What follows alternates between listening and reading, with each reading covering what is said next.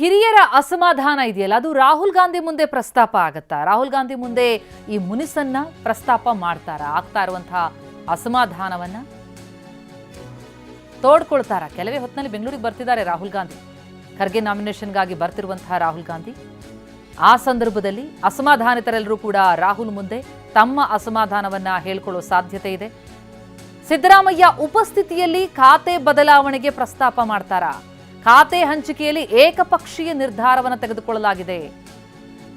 KC Venugopal ಏಕಪಕ್ಷೀಯ ನಿರ್ಧಾರ ಮಾಡಿದ್ದಾರೆ. ಕೆಪಿಸಿಸಿ ಕಾರ್ಯಾಧ್ಯಕ್ಷರೊಬ್ಬರ ಸಲಹೆ ಮೇಲೆ ಈ ಖಾತೆ ಹಂಚಿಕೆಯಾಗಿದೆ.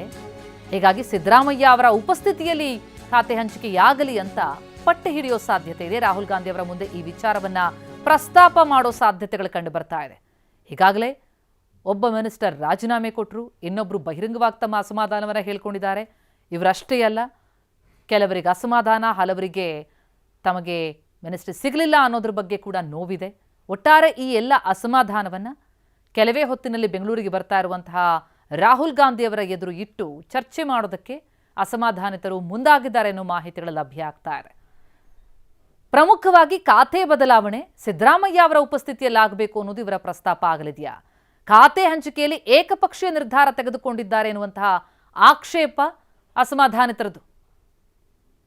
ಕೆಪಿಸಿಸಿ ಕಾರ್ಯಾಧ್ಯಕ್ಷರೊಬ್ಬರ ಸಲಹೆ ಮೇಲೆ ಖಾತೆ ಹಂಚಿಕೆಯಾಗಿದೆ. ಕೆಸಿ ವೇಣುಗೋಪಾಲ್ ಏಕಪಕ್ಷೀಯವಾಗಿ ನಿರ್ಧಾರ ಮಾಡಿದ್ದಾರೆ. ಸಿದ್ದರಾಮಯ್ಯ ಅವರ ಉಪಸ್ಥಿತಿಯಲ್ಲಿ ಈ ಖಾತೆ ಬದಲಾವಣೆಯ ವಿಚಾರವನ್ನ ಪ್ರಸ್ತಾಪಿಸಬೇಕು ಅನ್ನುವಂಥ ನಿರ್ಧಾರಕ್ಕೆ ಅಸಮಾಧಾನಿತರು ಬಂದಂತಿದೆ. ಈ ಬೆಳವಣಿಗೆ ಕುರಿತಂತೆ ಡೀಟೇಲ್ಸ್ ಪಡೆಯೋಣ. ನಮ್ಮ ಪ್ರತಿನಿಧಿ ಪ್ರಸನ್ನ ಈಗ ಲೈವ್ನಲ್ಲಿ ಜಾಯ್ನ್ ಆಗ್ತಾ ಇದ್ದಾರೆ. ಪ್ರಸನ್ನ, ಆರಂಭದಲ್ಲೇ ವಿಘ್ನ ಎದುರಾಗಿದೆ. ಖಾತೆ ಹಂಚಿಕೆ ಸಂದರ್ಭದಲ್ಲಿ ಕಗ್ಗಂಟಾದದ್ದು ಹಂಚಿಕೆಯಾದ ಮೇಲೆ ಮತ್ತಷ್ಟು ಬಿಗಡಾಯಿಸಿದಂತೆ ಕಂಡು ಬರ್ತಾ ಇದೆ. ಈಗ ಒಬ್ರು ರಾಜೀನಾಮೆ ಕೊಟ್ಟರು, ಒಬ್ರು ಬಹಿರಂಗವಾಗಿ ತಮ್ಮ ಅಸಮಾಧಾನ ತೋಡ್ಕೊಂಡಿದ್ದಾರೆ. ಲಿಸ್ಟ್ ಎಲ್ಲಿಗೆ ಮುಗಿಯಲ್ಲ ಅಂತ ಅನಿಸುತ್ತೆ. ಈ ಅಸಮಾಧಾನಿತರೆಲ್ಲರೂ ಕೂಡ ಹಾಗಿದ್ರೆ ಹೋಗಿ ಭೇಟಿ ಆಗ್ತಾರಾ? ಏನ್ ನಿರ್ಧಾರ ಮಾಡಿದ್ದಾರೆ? ಏನ್ ಬೆಳವಣಿಗೆಗಳು ಕಂಡು ಬರ್ತಾ ಇದೆ? ಎಲ್ಲಿ ಸಮಸ್ಯೆ ಆಗಿದೆ ಅನ್ನೋದು ಈ ಅಸಮಾಧಾನಿತರ ಪ್ರಮುಖವಾದಂತಹ ಅಳಲು ಅಂತ.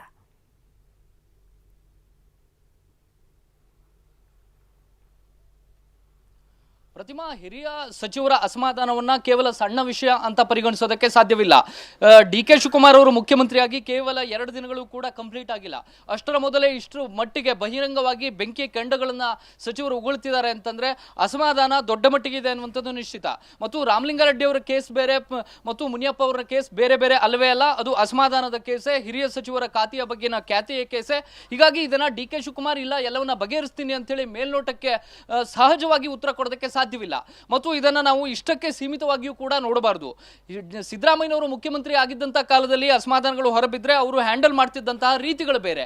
ಸಿದ್ದರಾಮಯ್ಯನವರ ಮಾತಿಗೆ ಎಲ್ಲರೂ ಕೂಡ ವಿರೋಧವನ್ನು ವ್ಯಕ್ತಪಡಿಸ್ತಾ ಇರಲಿಲ್ಲ ಮತ್ತು ಅವರು ಎಲ್ಲರನ್ನೂ ಕೂಡ ವಿಶ್ವಾಸಕ್ಕೆ ತೆಗೆದುಕೊಂಡು ಮುಂದಿನ ಹೆಜ್ಜೆಯನ್ನು ಆಡ್ತಾ ಇದ್ರು. ಆದ್ರೆ ಈಗಿನ ಪರಿಸ್ಥಿತಿ ಹಾಗಿದೆಯಾ? ಖಂಡಿತವಾಗಿಯೂ ಕೂಡ ನಾವು ಅನುಮಾನದಿಂದಲೇ ನೋಡಬೇಕಾಗುತ್ತೆ. ಕೆ.ಎಚ್. ಮುನಿಯಪ್ಪ ಅವರು 7-8 ಬಾರಿ ಗೆದ್ದಂತವರು, ರಾಷ್ಟ್ರೀಯ ಮಟ್ಟದಲ್ಲಿ ಅವರು ಕೂಡ ಖಾತೆಗಳನ್ನ ನಿಭಾಯಿಸಿದಂತವರು. ಅವರು ತಮಗೆ ಹೊಸ ಖಾತೆಗಳನ್ನ ಕೊಡಿ ಅಥವಾ ಪ್ರಬಲ ಖಾತೆಗಳನ್ನ ಕೊಡಿ ಅಂತ ಹೇಳಿ ಅಸಮಾಧಾನವನ್ನು ಹೊರ ಹಾಕಿದ್ರೆ ಅದು ಸಣ್ಣ ವಿಷಯ ಹೇಗಾಗುತ್ತೆ? ರಾಮಲಿಂಗಾರೆಡ್ಡಿ ಅವರು ಈಗ ಕೇವಲ ಹೇಳಿಕೆಗಳಿಗೆ ಸೀಮಿತವಾಗಿಲ್ಲ, ರಾಜೀನಾಮೆ ಪತ್ರವನ್ನು ವಿಧಾನಸೌಧಕ್ಕೂ ಕೂಡ ತಲುಪಿಸಾಯಿತು. ಮುಖ್ಯಮಂತ್ರಿಯಾಗಿ ಪದಗ್ರಹಣ ಮಾಡಿ ಇನ್ನೂ ಕೂಡ 2 ದಿನ ಆಗಿಲ್ಲ, ಅದಕ್ಕಿಂತ ಮುಂಚೆಯೇ ಒಂದು ವಿಕೆಟ್ ಪತನ ಆಗುತ್ತೆ ಅಂತಂದ್ರೆ ಅದು ಸಣ್ಣ ವಿಷಯ ಖಂಡಿತವಾಗಿಯೂ ಕೂಡ ಅಲ್ಲ. ಮತ್ತು ಅದನ್ನ ನಿಭಾಯಿಸೋದು ಕೂಡ ಅಷ್ಟು ಸುಲಭ ಸಾಧ್ಯವಲ್ಲ. ಇನ್ನೂ 2 ವರ್ಷ ಆಡಳಿತ ನಡೆಸಬೇಕಾಗಿರುವಂತಹ ಡಿ.ಕೆ. ಶಿವಕುಮಾರ್ ಅವರು ಎಚ್ಚರಿಕೆಯ ಹೆಜ್ಜೆಯನ್ನ ಖಂಡಿತವಾಗಿಯೂ ಕೂಡ ಇಡಲೇಬೇಕಾಗುತ್ತೆ. ಈಗ ರಾಹುಲ್ ಗಾಂಧಿ ಅವರು ಇನ್ನು ಕೆಲವೇ ಕ್ಷಣಗಳಲ್ಲಿ ಬೆಂಗಳೂರಿಗೆ ಆಗಮಿಸ್ತಾರೆ. ಎಐಸಿಸಿ ಅಧ್ಯಕ್ಷ ಮಲ್ಲಿಕಾರ್ಜುನ್ ಖರ್ಗೆ ಅವರು ಸದಾಶಿವನಗರದ ನಿವಾಸದಲ್ಲಿದ್ದಾರೆ. ಮಲ್ಲಿಕಾರ್ಜುನ್ ಖರ್ಗೆ ನಾಮಪತ್ರಕ್ಕೆ ಆಗಮಿಸ್ತಾ ಇರುವಂತಹ ರಾಹುಲ್ ಗಾಂಧಿ ಅವರ ಮುಂದೆ ಈ ಅಸಮಾಧಾನ ಸ್ಫೋಟಗೊಂಡಿರುವಂತದ್ದು ಅವರ ಮುಂದೆಯೂ ಕೂಡ ಪ್ರಸ್ತಾಪ ಆಗುತ್ತಾ ಅನ್ನುವಂಥದ್ದು ಬಹಳ ಇಂಪಾರ್ಟೆಂಟ್ ಆಗುತ್ತೆ. ಸಿದ್ದರಾಮಯ್ಯನವರ ಜೊತೆಗೆ ಇದ್ದಂತಹ ಸಚಿವರು ಆ ಸಂದರ್ಭದಲ್ಲಿ ಯಾವುದೇ ರೀತಿಯ ಬಹಿರಂಗ ಹೇಳಿಕೆಗಳನ್ನ ಕೊಡ್ತಾ ಇರಲಿಲ್ಲ. ಖಾತೆ ವಿಷಯದಲ್ಲಿ ಅವತ್ತೂ ಕೂಡ ಬೇಸರಗಳಿತ್ತು. ತಮಗೆ ಪ್ರಬಲ ಖಾತೆಗಳನ್ನ ಕೊಡಬೇಕು ಅನ್ನುವಂಥದ್ದು ಅವತ್ತೂ ಕೂಡ ಡಿಮಾಂಡ್ ಇತ್ತು. ಆದ್ರೂ ಕೂಡ ಅದು ಯಾರೂ ಕೂಡ ಬಹಿರಂಗವಾಗಿ ಹೇಳುವ ಹಂತಕ್ಕೆ ಹೋಗಿರಲಿಲ್ಲ. ಈಗ ರಾಜೀನಾಮೆಯ ಹಂತಕ್ಕೆ ಹೋಗ್ತಾರೆ ಅಂತಂದ್ರೆ ಖಂಡಿತವಾಗಿಯೂ ಕೂಡ ಇದು ಸಣ್ಣ ಪುಟ್ಟ ವಿಷಯ ಅಲ್ಲವೇ ಅಲ್ಲ. ಇದರ ಜೊತೆಗೆ ರಾಹುಲ್ ಗಾಂಧಿ ಅವರು ಮತ್ತು ಮಲ್ಲಿಕಾರ್ಜುನ್ ಖರ್ಗೆ ಅವರು ಈ ವಿಚಾರವನ್ನ ಚರ್ಚೆ ಮಾಡ್ತಾರೆ ಅನ್ನುವಂಥದ್ದು ಈಗ ಕುತೂಹಲವನ್ನು ಮೂಡಿಸ್ತಾ ಇದೆ. ಎಐಸಿಸಿ ಅಧ್ಯಕ್ಷ ಮಲ್ಲಿಕಾರ್ಜುನ್ ಖರ್ಗೆ ಸೇರಿದಂತೆ 3 ರಾಜ್ಯಸಭೆಗೆ ನಾಮಪತ್ರವನ್ನು ಸಲ್ಲಿಸೋದಕ್ಕೆ ರಾಹುಲ್ ಗಾಂಧಿ ಅವರು ವಿಧಾನಸೌಧಕ್ಕೂ ಕೂಡ ಬರ್ತಾರೆ. ಈ ಸಂದರ್ಭದಲ್ಲಿ ಏನಾದರೂ ಈ ವಿಷಯ ಪ್ರಸ್ತಾಪ ಆಗಿದ್ದೆ ಆದ್ರೆ ಕೆಸಿ ವೇಣುಗೋಪಾಲ್ ಮತ್ತು ಸುರ್ಜೇವಾಲಾಗೆ ಹಾಗೂ ಖರ್ಗೆ ಅವರಿಗೆ ರಾಹುಲ್ ಗಾಂಧಿ ಅವರು ಒಂದು ಇನ್ಸ್ಟ್ರಕ್ಷನ್ ಅನ್ನ ಕೊಡಬಹುದು, ಏನಿದನ್ನ ಗಮನಿಸಿ ಅನ್ನುವಂಥದ್ದನ್ನ. ಈಗ ಬಂದಿರುವಂತಹ ಅಸಮಾಧಾನ ಇದೇ ಕಾರಣಕ್ಕೋಸ್ಕರ ಎಲ್ಲವನ್ನ ಹೈಕಮಾಂಡ್ ತೀರ್ಮಾನ ಮಾಡಿದೆ, ನಮಗೊಂದು ಅವಕಾಶವನ್ನ ಕರೆಕ್ಟ್ ಆಗಿ ಕೊಟ್ಟಿಲ್ಲ ಆಗಿಲ್ಲ ಅನ್ನುವಂಥದ್ದೇ ಈ ಅಸಮಾಧಾನದ ಪ್ರಮುಖ ಕಾರಣ. ಇದನ್ನ ಹೇಗೆ ನಿಭಾಯಿಸ್ತಾರೆ ಅನ್ನುವಂಥದ್ದು ಬಹಳ ಕ್ಯೂರಿಯಾಸಿಟಿಯನ್ನು ಮೂಡಿಸ್ತಾ ಇದೆ. ಪ್ರತಿಮಾ. ರೈಟ್ ಪ್ರಸನ್ನ, ಥ್ಯಾಂಕ್ ಯು ತಮ್ಮೆಲ್ಲ ಮಾಹಿತಿಗೆ. ಆರಂಭದಲ್ಲೇ ಆಘಾತ, ಸಚಿವ ಸ್ಥಾನಕ್ಕೆ ರಾಮಲಿಂಗಾರೆಡ್ಡಿ ರಾಜೀನಾಮೆ ಕೊಟ್ಬಿಟ್ರು. ಬೆಂಗಳೂರು ನಗರಾಭಿವೃದ್ಧಿ ಖಾತೆಯನ್ನು ನೀಡಿದ್ದಕ್ಕೆ ಬೇಸರಗೊಂಡಂತಹ ರಾಮಲಿಂಗಾರೆಡ್ಡಿ ರಾಜೀನಾಮೆ ಕೊಟ್ಟಿದ್ದಾರೆ. ನನಗೆ ಬೇಸರ ಆಗಿದೆ, ರಾಜೀನಾಮೆ ಕೊಡ್ತಾ ಇದ್ದೀನಿ ಅಂತ ಸುದ್ದಿಗೋಷ್ಠಿಯನ್ನ ನಡೆಸಿ ರಾಜೀನಾಮೆ ನೀಡಿದ್ರು. ಏನು ಹೇಳಿದ್ರು ಆಗ ರಾಮಲಿಂಗಾರೆಡ್ಡಿ ಕೇಳೋಣ. ನಾನೇನು ಇವ್ರನ್ನೂ ಯಾರು ಶಿವಕುಮಾರ್ ಅವ್ರನ್ನೂ ಕೂಡ ನಾನು ಮಂತ್ರಿ ಮಾಡ್ಕೊಳ್ಳಿ ಅಂತ ಕೇಳಲಿಲ್ಲ, ಅಥವಾ ಸಿದ್ದರಾಮಯ್ಯನವ್ರ ಹತ್ರ ಹೋಗಿ ನಾನು ಮಂತ್ರಿ ಮಾಡಲಿ ಸೇರಿಸಿ ಅಂತ ಹೇಳಲಿಲ್ಲ, ಅಥವಾ ಹೈಕಮಾಂಡ್ಗೆ ಹೋಗಿ ನನ್ನ ಮಂತ್ರಿ ಮಾಡಿ ಅಂತ ನಾನೇನು ಕೇಳಿರಲಿಲ್ಲ. ಮಾಡಿದ್ದಾರೆ, ಸಂತೋಷ.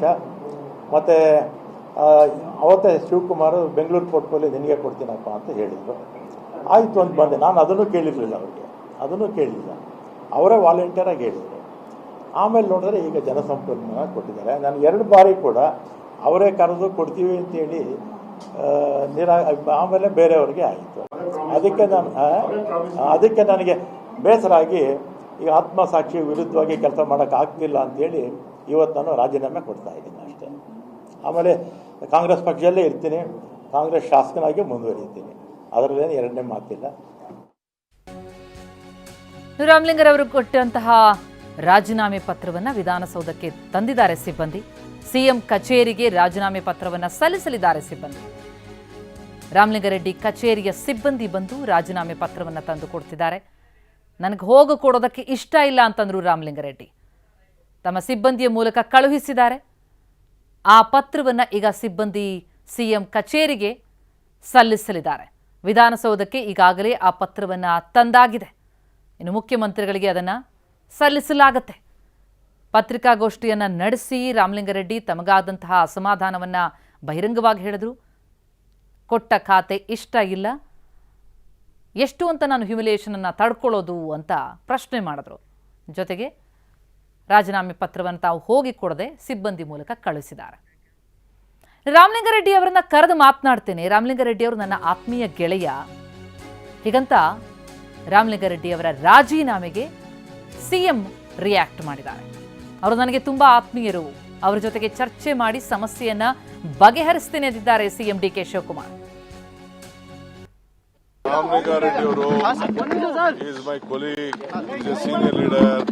ಅವರು ಪಾಪ ಹಳ್ಳಿಲೆಲ್ಲ ಹೋಗಿ ನಾನು ಕೆಲಸ ಮಾಡೋಕ್ಕಾಗಲ್ಲ, ಬೇರೆ ಯಾವ್ದಾದ್ರು ಒಂದು ಕೊಡಿ ಅನ್ನೋದು ಒಂದು ಅವ್ರ ಅಭಿಲಾಷೆ ಇದೆ.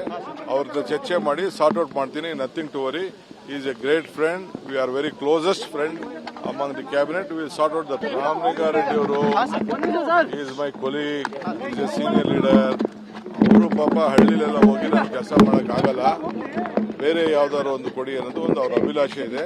ಅವ್ರ ಜೊತೆ ಚರ್ಚೆ ಮಾಡಿ ಸಾರ್ಟ್ ಔಟ್ ಮಾಡ್ತೀನಿ. Nothing to worry. Is a great friend. We are very closest friend among the cabinet. We will sort out.